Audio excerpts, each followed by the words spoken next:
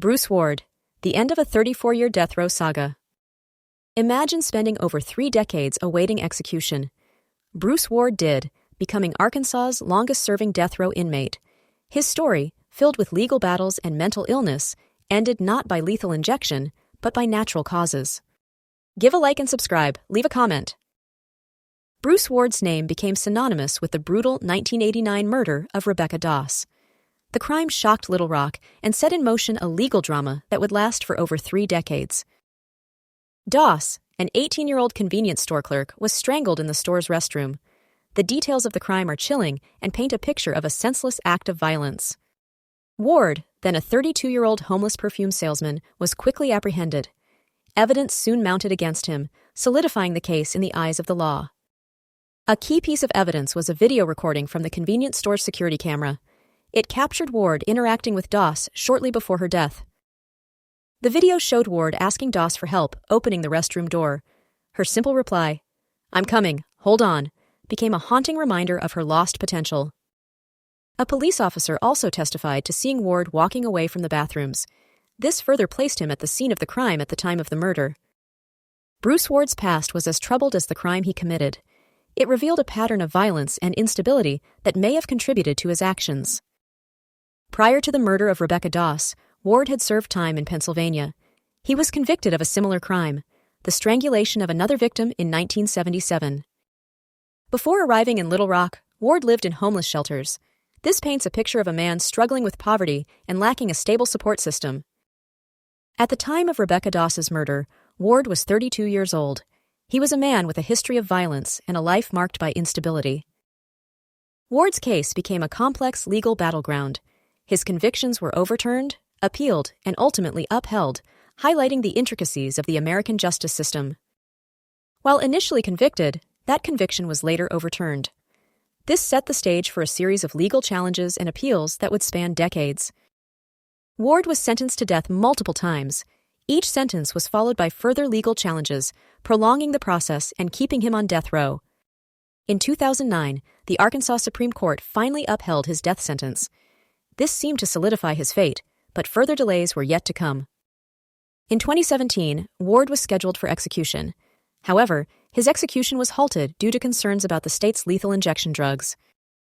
His attorneys argued that Ward suffered from severe mental illness. They claimed this illness should have been a mitigating factor in his sentencing. They further argued that his mental illness was exacerbated by his long-term confinement. The isolation and stress of death row took a toll on his already fragile mental state. Ward was diagnosed with paranoid schizophrenia. This diagnosis raised questions about his competency and his ability to understand the consequences of his actions. Despite the legal challenges, Ward never applied for clemency. This decision remains a mystery, given his mental state and the efforts of his attorneys. Rebecca Doss was more than just a victim. She was a young woman with dreams and aspirations. Her tragic death left a void in her family and community. At just 18 years old, Rebecca Doss was described as friendly, sweet, and innocent. She was a young woman full of promise and potential. She had aspirations of getting her GED and attending college at Ouachita Baptist University. Her dreams were tragically cut short by a senseless act of violence. Her death deeply impacted her family and the Little Rock community. The loss of such a young and promising life was felt by many. Doss's killing was one of 2 at Little Rock gas stations over a 3-week span. This created a sense of fear and unease in the community. Ward's case reignites the ongoing debate surrounding the death penalty. It raises questions about its effectiveness, fairness, and the ethical considerations involved. The case highlights the complexities of the death penalty. The lengthy appeals process and the challenges of obtaining lethal injection drugs are just some of the issues. It also raises questions about the impact of long-term incarceration on both the incarcerated and the victims' families. The process can be emotionally draining and can prolong the suffering for all involved. Arkansas recently passed a law allowing nitrogen gas for executions. This measure makes Arkansas the 5th state to legalize this method. Supporters of the law said it would allow the state to resume executions. They argue that it is a more humane and efficient method of carrying out the death penalty. With Ward's death, Don Davis is now the longest-serving inmate on Arkansas's death row. His case, like Ward's, raises questions about the future of capital punishment in the state. Don Davis was sentenced in 1992. he now faces the same uncertainty and legal challenges that Bruce Ward endured for over 3 decades.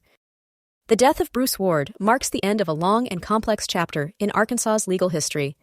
It serves as a reminder of the human cost of crime and the ongoing debate surrounding capital punishment. Ward's story is a stark reminder of the complexities of the criminal justice system. It forces us to confront difficult questions about mental illness, punishment, and the value of human life. The case of Bruce Ward is a tragic tale of violence, mental illness, and the long shadow of the death penalty. It is a story that deserves to be remembered and analyzed. Bruce Ward's death brings an end to a decades-long legal saga, but the questions his case raises about mental illness, the death penalty, and the justice system remain. His story serves as a stark reminder of the complexities and ethical dilemmas inherent in capital punishment.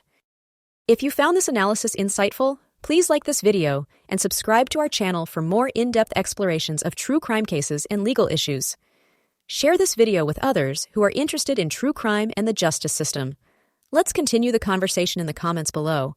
What are your thoughts on the death penalty and the role of mental illness in criminal justice?